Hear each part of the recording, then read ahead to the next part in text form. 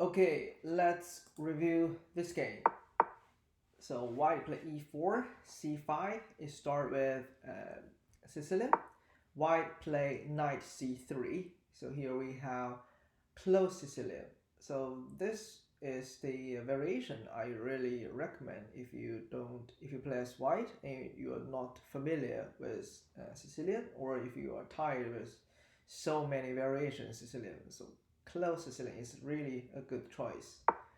And d6, g3, and the essence of playing close Sicilian is white didn't move the pawn to d4 to start a pawn exchange center. Instead, white built a very solid and also closed center. So the structure is very solid, and black doesn't have many choices to disturb the center like what they usually do in the open Sicilian, like a6, b5, or starting to push the pawn e6, d5. So in close Sicilian, I would say um, it requires both players paying a lot focus on piece maneuvering because it's closed.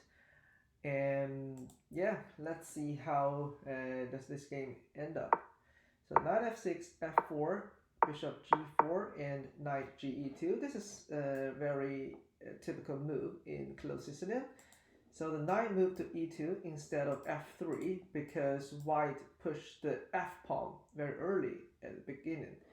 It's because the center is closed. So in the middle game, white usually pushing the f pawn to f5 to attack the black king. So avoid blocking the f pawn, white moved the knight to e2 instead. Castle, castle, h3, pushing the bishop, and bishop back to g4, d7, and we keep pushing pawn. So I think this is really good. And so one thing we need to think is if black take the pawn, we can take that with the e4. So we still have a very good control with the knight and the bishop, even though without the e4 pawn. We have very good control at d5, that's good. And also if black take the pawn, it will open up the g file, which makes black king exposed. So I don't think black really want to open up the g file at this time.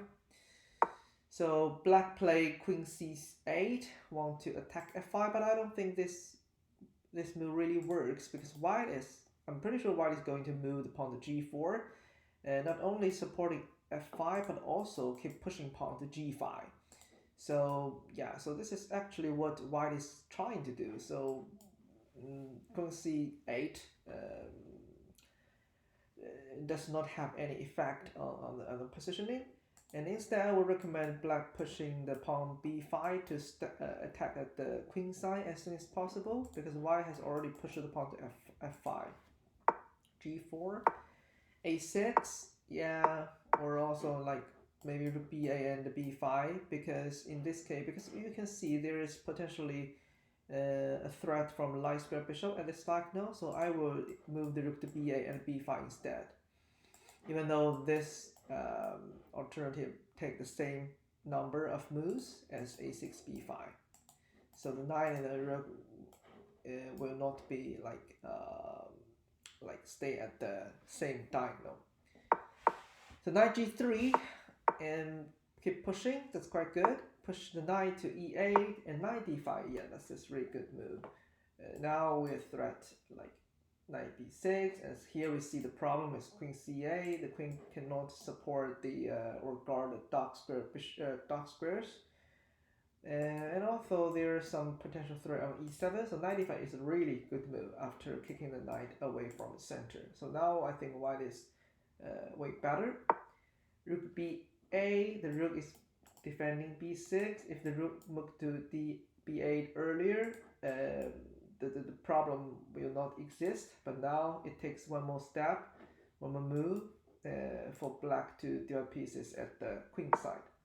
f6, that's a brilliant move. I think white is winning pieces because 97, yeah, that's a fork, forcing the knight, taking over knight, and take that, and the rook is trapped. So white is winning.